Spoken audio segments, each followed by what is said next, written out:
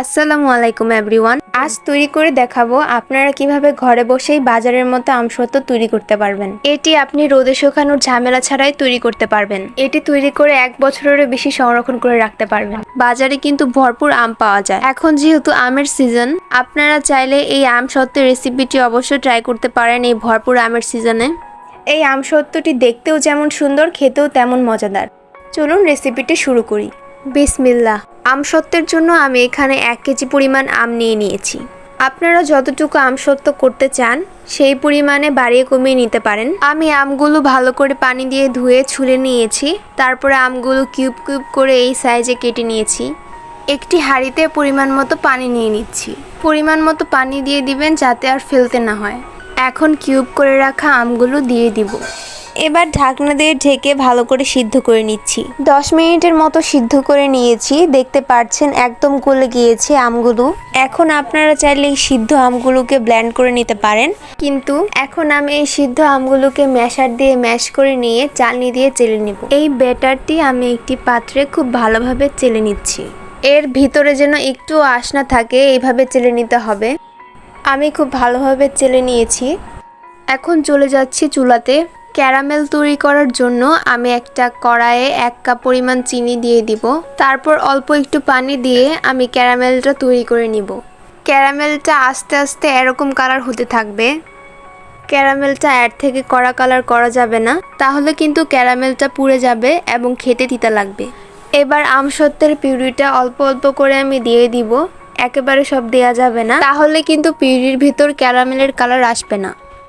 একটা তেজপাতা 2 ভাগ করে দিয়ে দিব আর 1 চা চামচ মরিচের গুঁড়া দিয়ে ভালো করে মিশিয়ে নিব।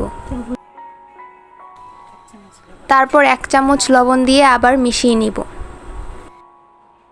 দেখতেই পাচ্ছেন পিউরিটা ঘন হয়ে এসেছে। এখন আমার আমসত্ত্বের পিউরিটা রেডি হয়ে গেছে। এখন পিউরিটা চুলা থেকে নামিয়ে নিব। আমসত্ত্ব সেট করার জন্য আমি এরকম 2টো স্টিলের প্লেট নিয়ে নিয়েছি। এখানে সামান্য পরিমাণ সরিষার তেল দিয়ে ব্রাশ করে নিব। ঢালার আগে তেজপাতার টুকরো 2টো তুলে নিব। এখন আমসত্ত্বের পিউরিটুকু 2 প্লেটে ঢেলে দিব। এখন সামান্য একটু ট্যাপ করে নিব। এখন আমি আমসত্ত্বগুলো শুকিয়ে নিব। আপনি আপনার সুবিধা মতো যে কোনোভাবেই শুকিয়ে নিতে পারেন।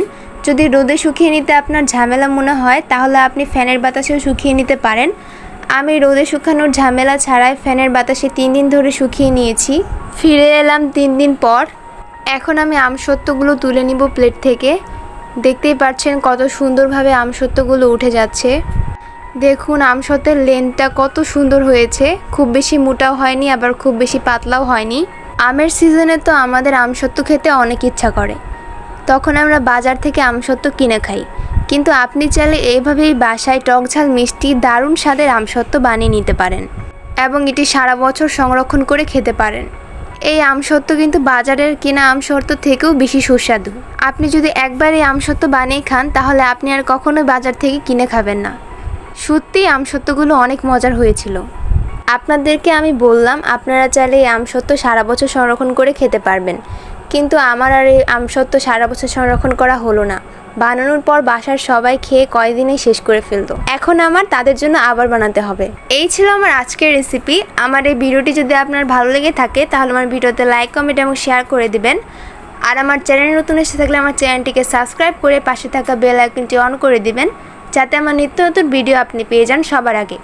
আর আমার এই ভিডিওটি ফেসবুক থেকে দেখে থাকলে আমার ফেসবুক পেজটিকে ফলো করে দিবেন। আজ এই পর্যন্তই, দেখা হবে আবার নেক্সট ভিডিওতে। আল্লাহ হাফেজ।